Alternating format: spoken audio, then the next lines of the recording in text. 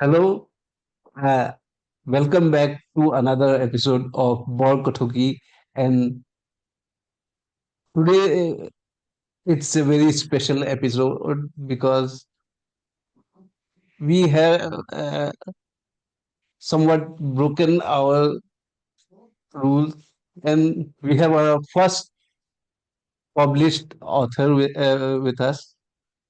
And at last count, it was at least 8 books that have been published under her name. And I say 8 books because I know at least two more books in which our guest today has been part of, like it was a anthology, and she wrote books. She contributed to that book. Our guest today is joining from Georgia, USA, and before I say anything about what she does, let me introduce our guest, Uddipana Goswami. Welcome to our show, Uddipana. Hi, how are you? Thank you for inviting me to your podcast, and I'm very happy to be here today and talk about writing, poetry, all of that. And also, thank you for your generous introduction. First of all, a very big congratulations for your book. Let me show you the book to our audience. It's okay. This is a creating problem. The name of the book is "The Woman Who Would Not Die." It's a very interesting title, and it's available in Amazon as well. And so you should grab your copy. Mm, It's a very interesting book, and towards the later part of the show, we will discuss about this book also. So, Thank you for your kind words about the book. my first question is, how is the weather today? It's very cloudy here. It's getting a little colder. It was very cold last week, but now it's getting better. So being here, I really often remember the weather in Assam during our childhood. এই দুৰ্গা পূজাৰ সময়ত যে হেৰি হয় আমি sweater পিন্ধিছিলো আগতে, but of course now Mhm. because of climate change and everything, it's really warm. I think it's not very cold there yet, right? Yeah, Um, I'm wearing half yeah, shirts. yeah, of course.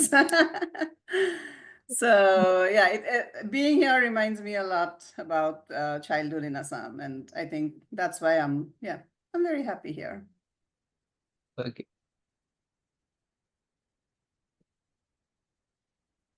Our podcast is more about poetry, and so we'll try to anchor our discussion to poetry only. Okay. So let me ask you from the beginning only. When did you start writing poetry, or it would be better to say that when did you start reading poetry? Because we start by reading poetry, then only we can go to writing poetry. Yeah. That's a difficult question because I don't remember. It feels like I've always been doing that. So I've been reading and writing poetry forever. But I think when I when did I really start writing consciously is the question, right? Consciously, intentionally. Because writing has always been a part of my family. Ma, deota, duyu likhok, Mhm. professor. আৰু সাহিত্যৰ মাজতে হেৰি হোৱা ডাঙৰ হোৱা আমি গতিকে we used to do a lot of translations from other languages to Assamia, and of course from Assamia to other languages. We used to read a lot of literature. We had a lot of the biggest name in literature, Assamia literature, like come and be a part of our family gatherings. So I think I was privileged that way, and that sort of made me. It was like something that was very natural and something that was a part of my life, and I didn't really think about it at all till maybe I was in high school, and then like started publishing, sending my poetry out to Assam Tribune, Sentinel, Khopura, Mukuta. So I think that was when I started really kind of cultivating that habit of writing poetry. And yeah, I kept writing till I think 2010 was my first poetry collection. So that was when I really sort of put it all together. And yeah, that's very briefly my history as a poet. Yeah, I remember coming across you in 2010 only, uh, Mhm. and but before going forward, since you mentioned about your parents, just for the benefit of our audience members, can you please tell about your parents as well, and so that they know that what kind of background that you come from? Okay, কাৰ ঘৰৰ ছোৱালী মানে Ah, হয়, সেইটোৱে. অসমততো এইটো So, জানিবই লাগিব ন ah, So my father was Bhrigu Mohan Goswami. তেওঁ হেৰি আছিলে নৰ্থ গুৱাহাটী কলেজৰ অসমীয়া বিভাগৰ হেৰি আছিলে professor. Aru, he was a folklorist. He also mhm, did a lot of creative writing. He was a linguist, and I learned a lot from him. So mhm, he had this amazing library, and I've written about his library in my books. So he used to be a hoarder. He would collect all. He had this entire collection of magazines from the Assam movement, for example. But research I didn't have to go anywhere else. I could find all okay. the publications, all the magazines, all the documents in his library.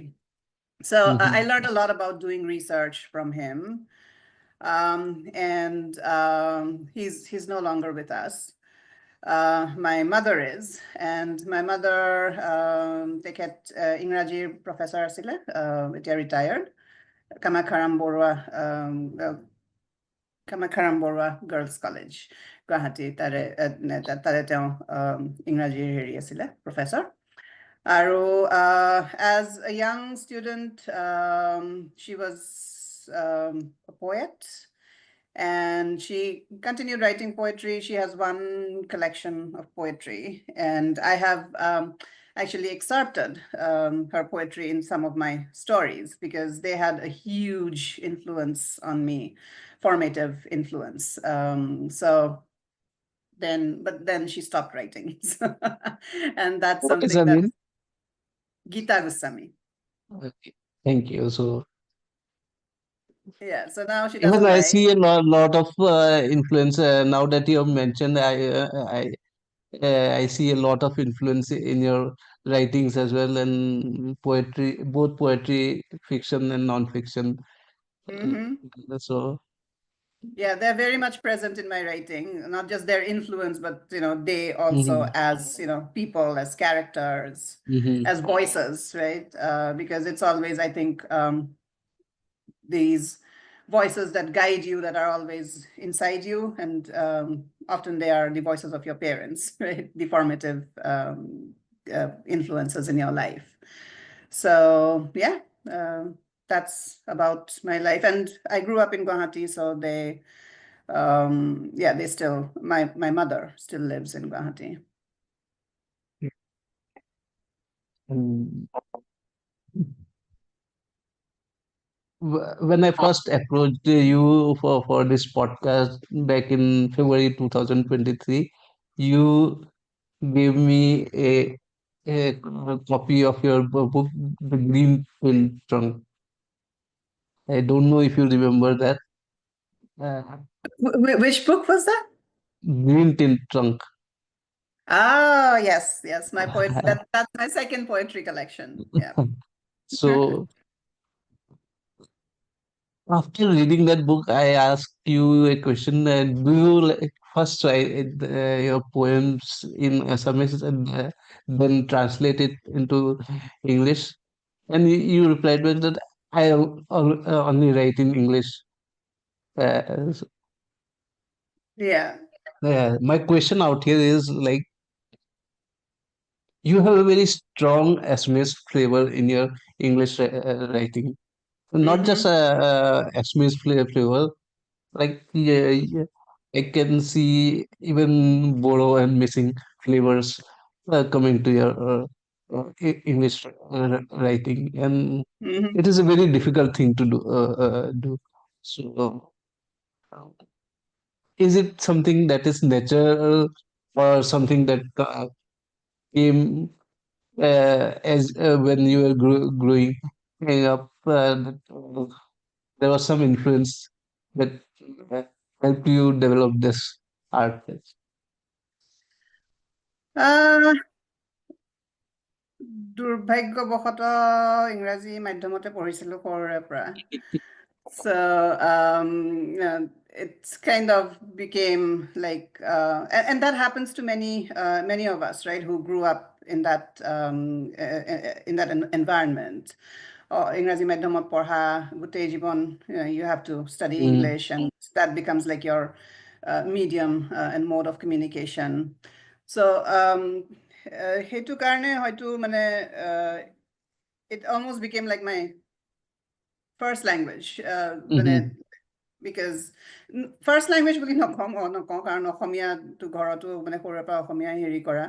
আৰু I was lucky that my father and mother, they both emphasized on mhm, us learning Asamiya. অসমীয়াত লিখিছিলোঁ, অসমীয়াত কবিতাও লিখিছিলোঁ সৰুতে, বা translate কৰিছিলোঁ। অনুবাদৰ ওপৰত বহুত হেৰি মানে গুৰুত্ব দিছিলে তেওঁলোকে। I think that is very important. And that kind of maybe helped me move between the two languages more easily. And when you write in a specific language, that's how you sort of hone your skills in that language. mhm, It's all about practice. নহয় জানো? এটা ভাষাত লিখি থাকিলে সেইটো ভাষাৰ ভাষা বেছিকে আয়ত্ত কৰা হয়, বা এটা mhm, ভাষা পঢ়ি থাকিলে সেইটো ভাষা বেছিকে আয়ত্ত কৰা হয়। তো মোৰ লগতো সেইটোৱে হ'ল। অসমীয়াৰ চৰ্চা বহুত কম হ'ল, কাৰণ মানে লাইক আই ছেড, ইংৰাজী মাধ্যমত পঢ়া, তাৰপিছত I studied English literature in college, university, and so on. My public speaking or public appearances, everything happened in English. So মানে ইংলিছটোৰ হেৰিটো চৰ্চাটো বেছি হ'ল, কিন্তু mhm. অসমীয়াততো নাযায় আৰু সেইটো থাকিবই। No, but still, my question is like, all your English poems look like they are Assamese poems, which is a very difficult thing to do, and I see this trait only in Middle Eastern poets, because when you translate it to in English, most of the feelings got translated got lost in translation. Like even if you are Uh-huh. thinking in SBS and then writing it in English, the language structure is very different, Mm-hmm. Mm-hmm. and but similar as, so only few poets are able to maintain that uh, feeling when writing in English. Like, so how do you do that? That is my question. Oh, okay. Now I understand. I think I think in English. I express myself in English, but I feel in Ohomia, if that makes any sense. Because I think এই অসমীয়াত ততো সেইটো মানে সেইটো নাযায়। So that's at the core. But because I had to study in English, or I had to practice writing in English, it just sort of became the vehicle for expressing my Ohomia-ness, right? So, and I appreciate that you recognize that I have a lot of Boro, missing Karbi influences in my writing, because and that's part of my understanding of my Ohomia-ness. More Ohomia totu. It's not just that one language, right? It's not that Ohomia Hindu culture. It's a mix of all the indigenous influences that that make up the Ohomia culture, right? Which we don't recognize, which I think we stopped recognizing after a certain point, maybe around the Ohom Andolan. So that rupture that happened between the different communities, and that's part of also my politics. That's part of my peace work, because I'm a conflict practitioner. So it's also part of my politics of reconciliation, that Ohomia, the Ohomia identity should once again be, like this syncretic mix of all the tribal languages and cultures, which it originally was. And I don't know if we can go back to that, but this is one way for me to hold on to that idea of Ohom and Ohomia that I feel very strongly about. Now I am coming to a very related question. Like I have said that you maintain the Assamese character in English poem, where you are using only English words. You also use uh, colloquial words. When I mean say colloquial, I mean that it's not just the language. You use Assamese language, missing language, Boro language. But even when you're, I understand Assamese, but like when you are using Assamese words, there is a colloquial meaning to that which I don't understand probably. But the way you use that word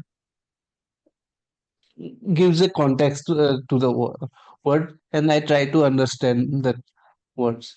So, how do you like uh, find a way to use colloquial words in your writings? Yes, thank you. That's a very complex question, and something that has been asked of me very frequently. So there are two things.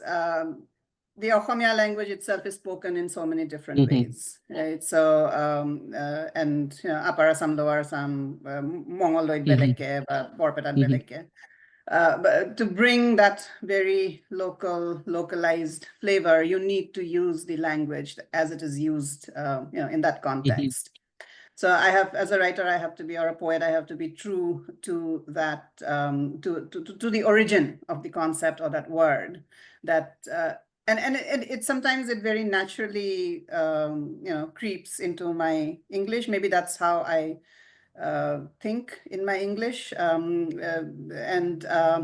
so then contextualizing it.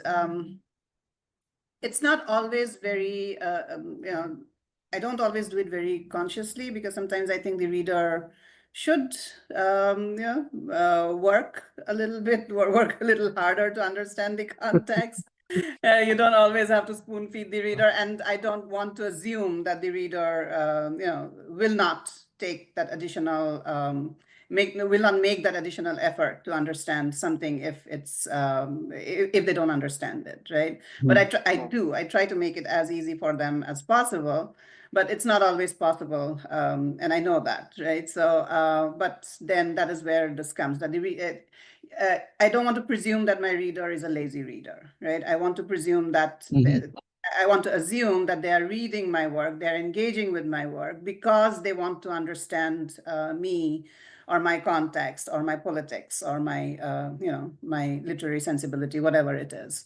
So it's more like taking the reader into confidence and starting this conversation and kind of creating this community between me and the reader. That's one.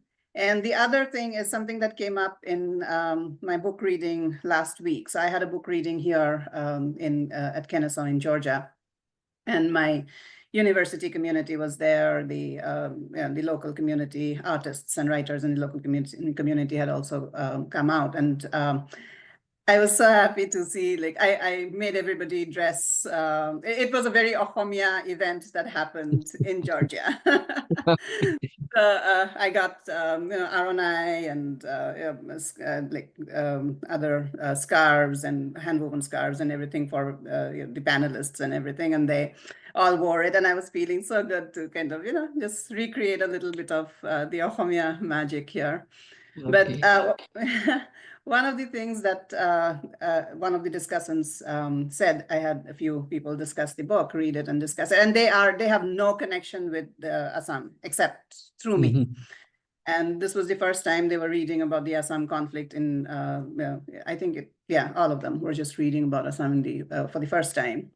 So one of the panelists talked about the same thing that you are mentioning Mhm. now, that there were times when certain things were so culture specific, so different from, like the specificities of it was so different, and yet it's always the same, right? So if you're talking about the kind of things that I talk about, violence, right, or conflict, or peace, or coping with violence, or healing and things like that, and these structures and cultures of violence, like there's racism, there's gender violence, there's this, that, everything. So the larger context, the universal ideas are really, they are the same, right?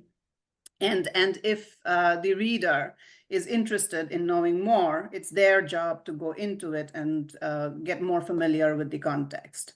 So that's also increasing my approach now, because, and now I do it very consciously. Like I said, it didn't start very consciously, but now going ahead, I think I will be doing it more consciously, because that's also part of my decolonial politics, because we don't always have to explain ourselves to the Western audience.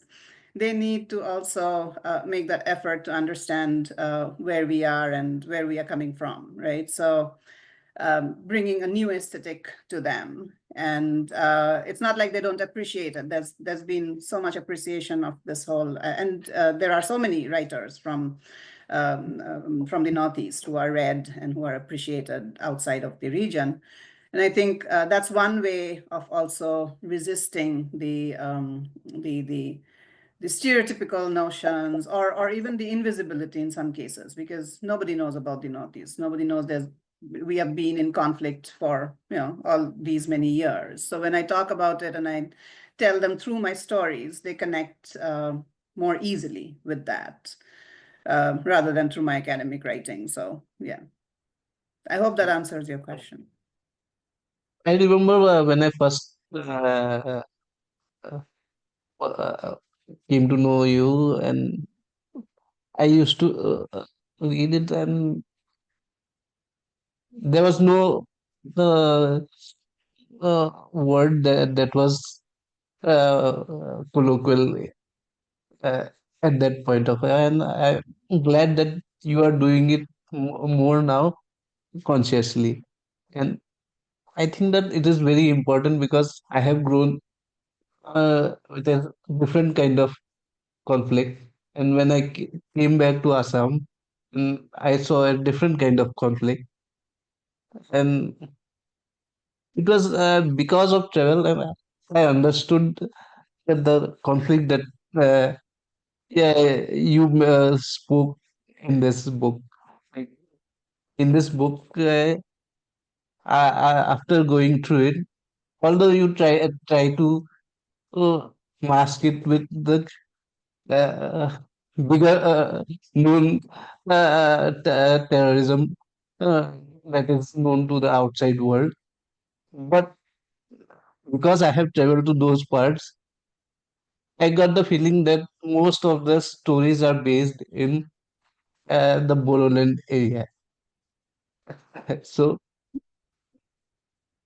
it is very important to what do you say, uh, uh, bring out the nuances, cultural nuances in your writing, and I really appreciate the way you do this. Thank So, you. Yeah. I mean, my so work has always been centered in Boroland, my research. uh, So, and I grew up like in Guwahati, but then my grandparents lived in Udalguri. So, I spent part of my childhood there. So the whole Boroland area, its culture, and I grew up in close proximity with Boro mhm. people. So yes, it does influence my writing a lot. And I even named my son Orai, which is a Boro word. So, Uh, so I will come to a very lighter question now, because we have spoken about very serious things. So, for a non-poet, what kind of uh, uh, I don't know what is the exact word. Advice will not be the correct word, but what do you have to say to bring them to engage in poetry? hmm. That's a tough question. And I don't know. I don't know if I'm competent to give any advice to anybody. But I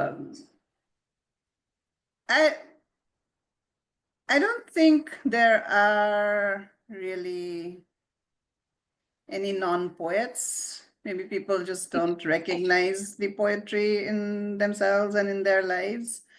And poetry is a lot of feeling, but it is also a lot of thinking, right? So Mhm. I teach something as like yeah, as structured and as like critical as Mm. conflict studies, right? And peacemaking.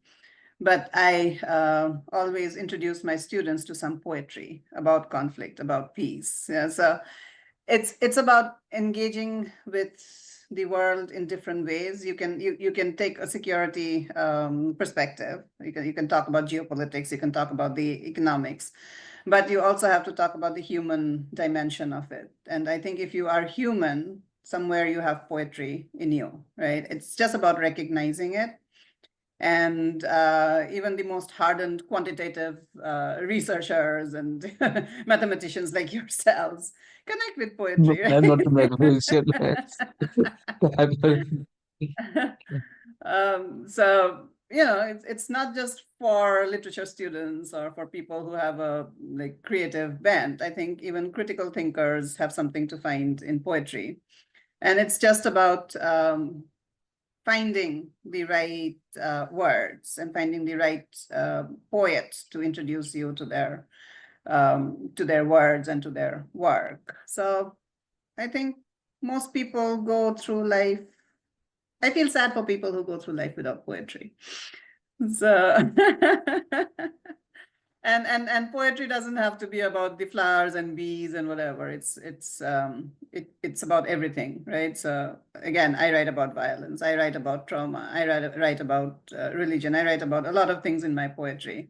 And there are so many other poets who write about resistance and protest. And so like I said, poetry is everywhere. It's just about finding it. And if you can connect with somebody's one poet, well, I think yeah, that's there, right? yeah. So, Poetry is everywhere. Like we know about poems that are written about conflicts, there have been, and trauma is the basic of poetry, Yeah. and uh, like uh, something like a very romantic feeling, like when you are feeling something good about not just another person, but maybe just it's, uh, another feeling, like when you are buying a house, you can also write a Yeah. poem about that, anything, thing.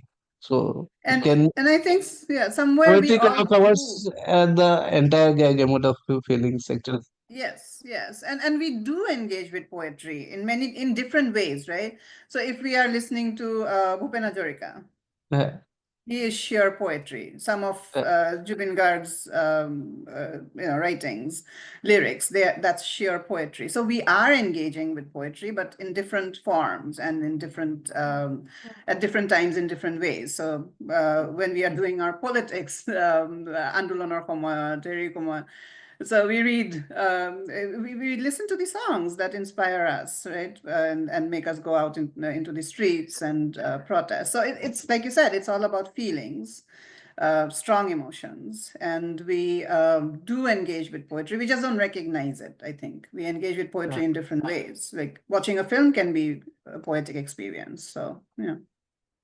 uh, I really like the word recognize. Yeah. We don't recognize. Yeah. So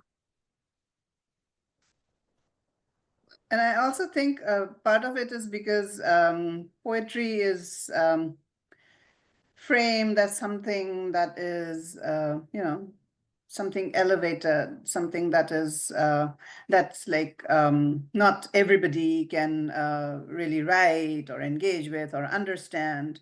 It's just this whole idea that, oh, you're not good enough to do poetry, right? That some people feel like, okay, maybe, that's not for me. But it's also about bringing poetry down to everyday levels and connecting with people at that level. I think if we can do that as writers and poets, that is another way of making people recognize that it's everywhere around us. So, okay, now I'm coming to a very tricky question, actually. okay. It suddenly popped up in my mind. Uh, so I remember reading a poem. I think the name was Etris or something like that.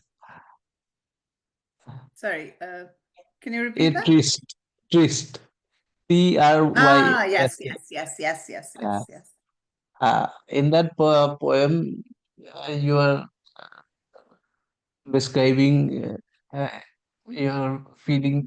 Uh, I mean, the romantic feeling for a woman. So, how do you think like someone else? Like, yeah, it's like changing your perspective and writing poetry. So, I think every writer has to do that. Like, you have to enter your character, right? You have to become your character in order to be able to write like that character, right? So whether you're doing poetry or fiction, and I've done that in my fiction. So here, the poem that you mentioned, I become a man, right? mhm, And in my fiction, for example, I become somebody, a Boro woman, right? Or mhm, I become I become a man. There are so many of those stories where I take on different characters. And I always write in the first person because I think that as a writer, I grapple with this question a lot. I don't know if I have the right to tell other people's stories. Right. So there's this question of whose story is this? And do you have the right to tell the story? Right. mhm, And I feel like when I become that character, I'm allowing that character or that particular person in that particular social or cultural context speak for themselves, right? Making space for them to speak rather than imposing my voice on them. So that's one of the ways that I think I move between characters, but I don't know if this entirely addresses your question. Um, It's part of your job, you mean to say. Sorry? It's part of your job. So, Yeah, it is part of my job, but it is also, I think there should be some amount, and there is some amount of fluidity in each one of us, right? So we can be different people at different points of time. And and the writer more than anybody else is and has to be a very fluid person. So you have to be able to move between genders. You have to be able to Mhm, move between cultural and social contexts. Because unless you understand those contexts, those points of view, I don't know if you can very effectively portray those contexts and those characters. So yeah, I think that fluidity is required. And yeah, okay. maybe that I'm thinking about this now that you have brought this question up. I'm thinking about it more deeply, and I will continue thinking about it. Thank you. I did not think about it earlier very consciously. Okay, now let me ask you a very technical question, because you are our first uh, published author. So, and you have written multiple books. So, for one or two books, you can say that it is out of passion. But to write more than that, uh, there has to be some professional kind of backing that you need. So, Hmm. I think I write more out of compulsion. Passion, yes, but no, also let me finish the question. So, yeah. like, what are the support frameworks that a person who wants to be a professional author or poet can look up to? So, consider Mhm. like try those avenues to support themselves, because writing a book is very like good, but it may or may not work in the economical sense. Yeah. Mhm. But you have to support yourself for your livelihood. So, what are the uh, supporting avenues that you can suggest of? If you want to make money, don't be a writer. Or don't No, don't I'm don't. I'm not saying that. I'm just saying that uh, it's a very time-taking exercise. So, Uh, uh, you have to uh, have a day job. You have to have a yeah, day job to so, sustain yourself. what kind of jobs that you would say that would say that you will have enough time to write? Uh, that is the specific question that I want to ask. Okay, okay. I don't think there is such a job. You just have to make the time. Okay. It's a like I said, it's a compulsion for me to write. Like it's a compulsion for many writers to write, I think, and we just make time for ourselves. When you have a full-time job, and many of us do, right? Not many people can sustain themselves on their writing. Mhm, It's, except if you are maybe Arundhati Roy or mhm, I don't know, somebody big, right? So it's um, it's difficult to sustain yourself as a writer, but it's also difficult not to be a writer if that's what kind of that's what inspires you and that's what you have to do. You feel compelled to do. So you just make time for yourselves. You just create that space where you can write. So when I was teaching in Guwahati College for a few years, right? So I would make time between my classes whenever there was.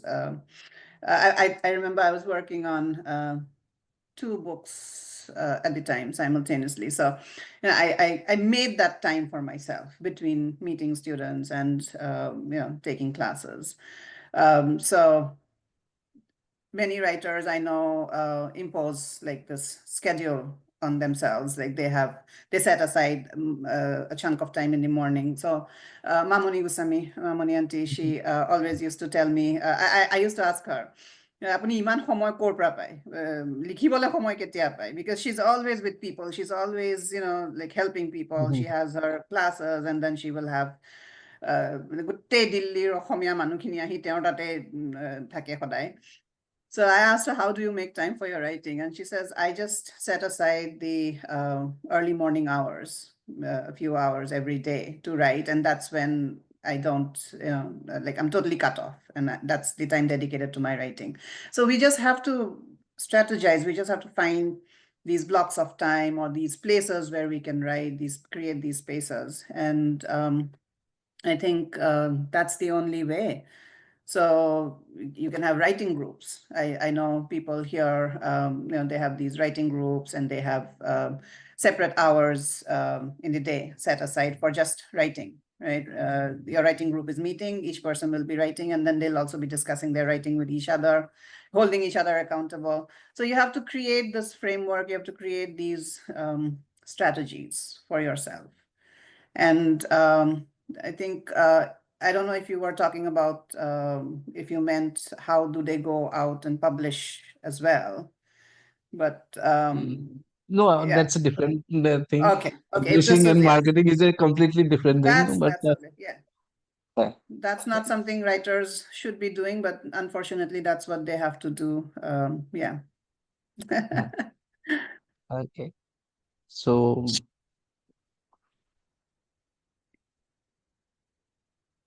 there is also one book that I read, and that was completely different from all your writings. That is, you wrote a short story in an anthology where every story was a crime thriller, and everyone was thrown out of their comfort zone. So, how was that experience? That was a very intense experience. And it's actually that story also features in this collection, Yeah. The Women Who Would Not Die. It became a part of this collection later, but I initially wrote it. I wrote it for that collection, but also wrote it. Did not quite write it for that collection, if you know what I mean. I mean, I wrote it when I was approached to write for this crime anthology. But it was also a story that had been in my mind for a long time. And so when I wrote it and I sent it to my editor, Preeti Gill, she was like, this is an entire novel and it should be developed into a novel. And I said, yes, that is the whole idea. So this novel has been with me for a long time. And I just haven't had the time to, work on it. And so I'm glad that she included it in her anthology because, like you said, it's very different from the others. It's very symbolic, and it's very, it's also like intangible in many ways. Did the crime happen? Did the crime not happen? Did it all happen inside the character's, the protagonist's mind, or was there an actual murder or two? Yeah. So you never know. And that is, I think, the kind of shadowy in-between world that is very difficult to grasp in your own mind, and then to kind of reproduce it in writing and create that same shadowy world in the minds of your reader. that is that was like the biggest challenge for me. And I don't know if I've been successful in doing that, but I've been told that some of, I mean, I'm getting feedback from my readers, and they seem to like that story. And hopefully someday I can develop it and yeah, work more on it. In fact, I really like the idea, and this actually broke the whole concept how a crime thriller should be written. And see,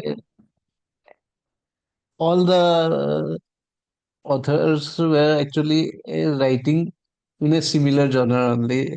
They generate if someone is writing adult fiction, and then the problems that adults, young adults, I mean, young adult fiction, right? So the problem that young adults face and the crime related to that only. So similarly, uh, you also wrote something similar to you generally just um, a slight uh, shift and made it more like a crime thriller. So it was a refreshing change, I think. And Yeah, I'm always about breaking down, like boundaries and yeah, transgressing and uh, pushing the boundaries of genres, and yeah, yeah. so never doing things the way they are meant to be. So yeah, that's in my writing, and that's me.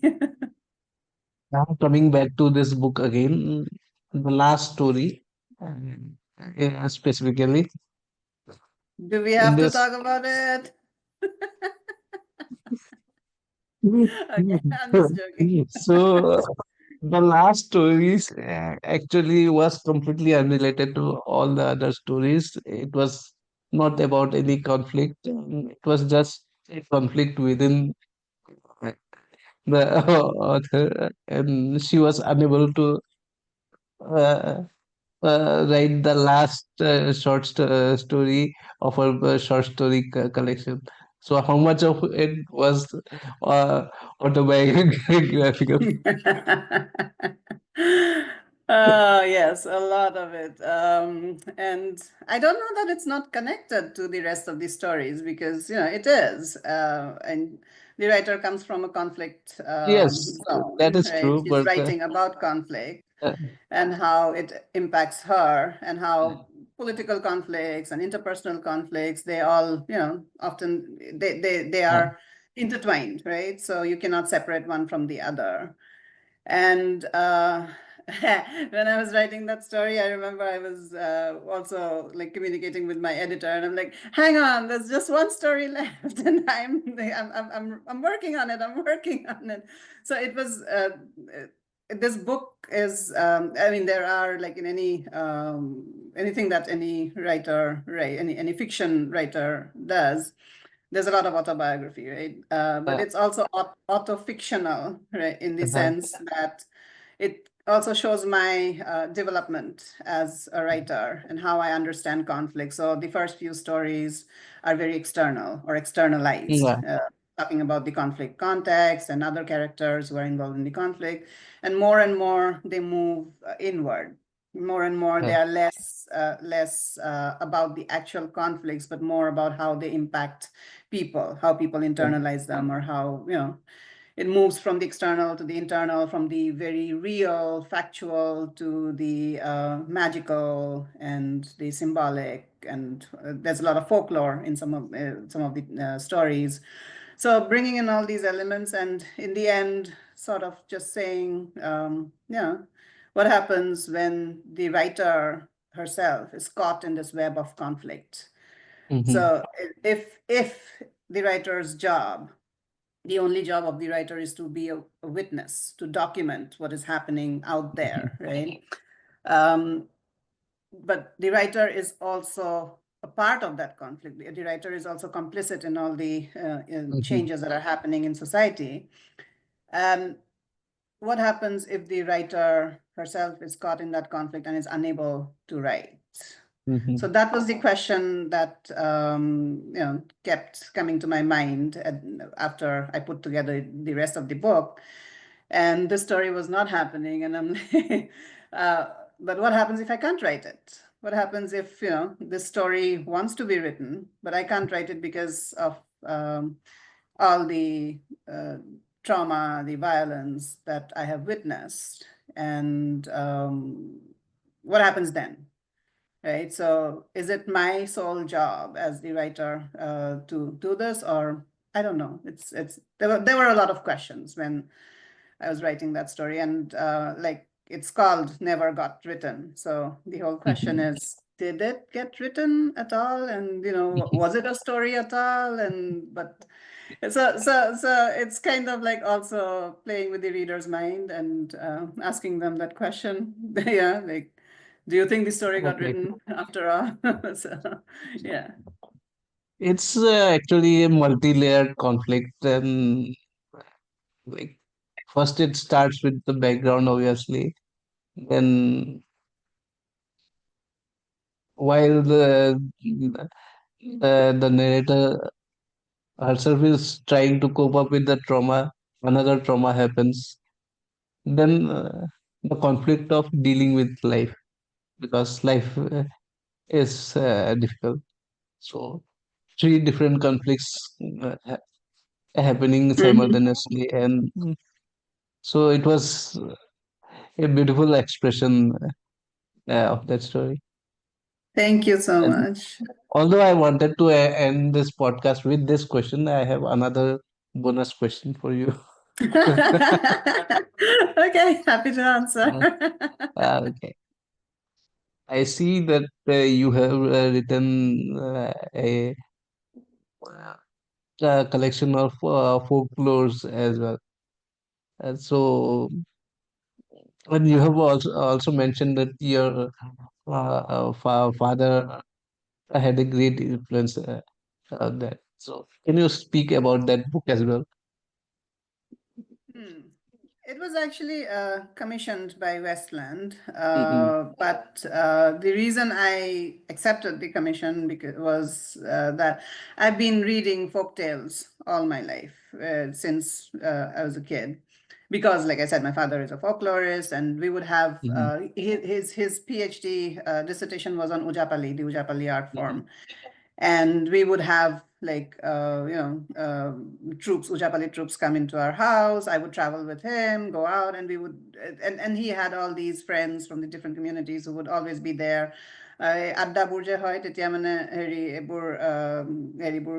they would tell all these stories, and it was like growing up in that atmosphere, right? So then when I grew up and started thinking about the conflicts or writing about the conflicts, I suddenly was like, what happened, right? Because we used to share these stories, and storytelling is a way in which people come together, through which people,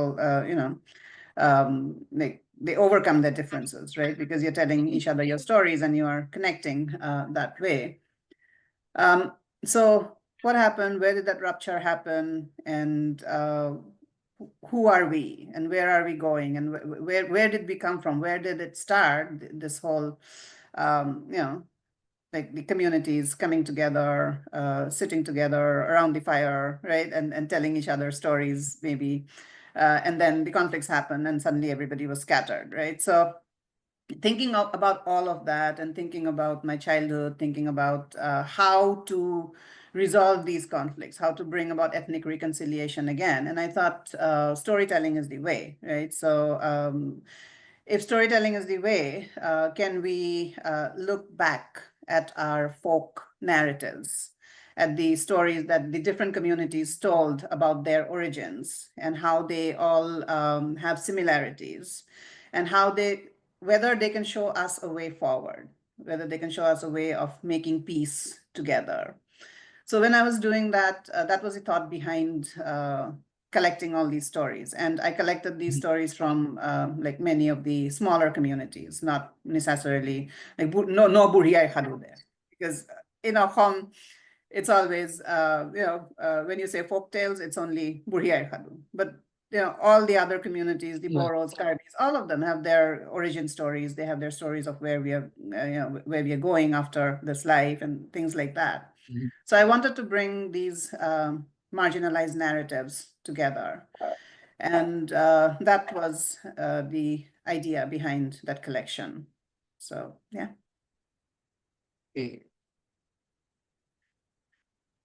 Mentioned this about how folklores have been uh, uh, uh, instrumental in the way you think. So, how much of you think that folk tales have helped you become a better storyteller? And the second question is, how do you pick up stories? Because uh, stories are all uh, around us. So, how do you pick up the stories? So, To start with your last question first, I don't pick the stories pick me.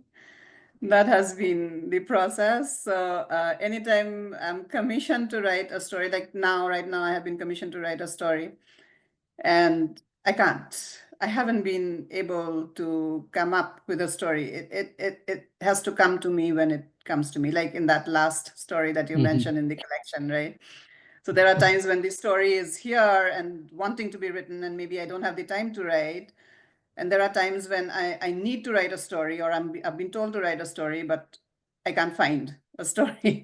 So it's like the story has to find me. Yeah, but when I start telling that story, when the story does find me, I kept finding myself going more and more into the whole world of folklore and how stories are told. Because uh, initially, my stories, like I said, in this collection, right, in the Women Who Would Not Die, the first few stories are very realistic. They're very stark. It's more like reportage. So I've been a journalist, and that's how I tell, fact, right? And that's how I was also doing my fiction.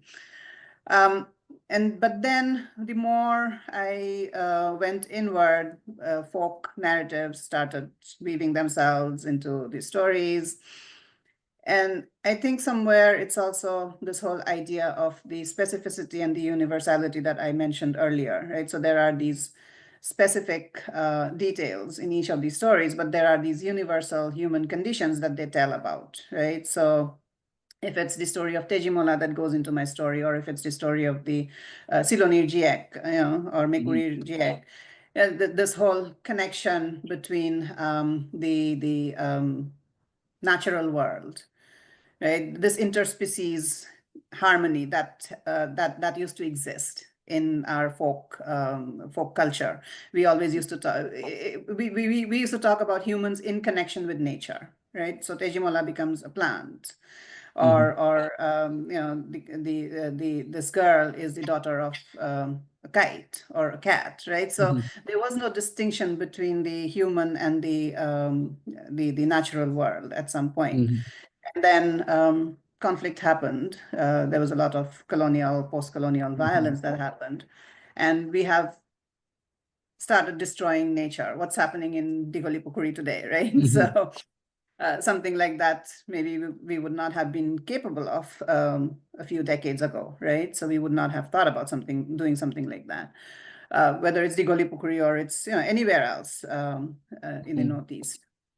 So this kind of destruction, this kind of rupture in that interspecies relationship, and how maybe somewhere going back to our folk literature will help us think about ways in which we can bring back that harmony and think about peace. So I think as I write my fiction and I do my scholarly work in peace building, more and more, I'm trying to bring these different parts of me together and these different elements together, and trying to think about ways of doing peace which are very close to the indigenous ways of doing things that we had. So yeah, that's part of it. Okay. So we are also like overshot short from our scheduled time. Like so, I think we should now wrap up this episode. And thank you for joining us. And I'm glad that you shared so many insights about expression. I would use that word because it was not just poetry, but you also spoke about storytelling and how. And the final was the core message that I really liked is that we can just connect with our nature again if we start uh, uh, engaging with those folk tales. So that is a very golden message then that I would like to keep it close to my heart for a very long time. So thank you for giving us your time. Thank you. Thank you for inviting me. And I had, yeah, you made me think a lot. So thank you for that. Thank you for your questions. Thank you.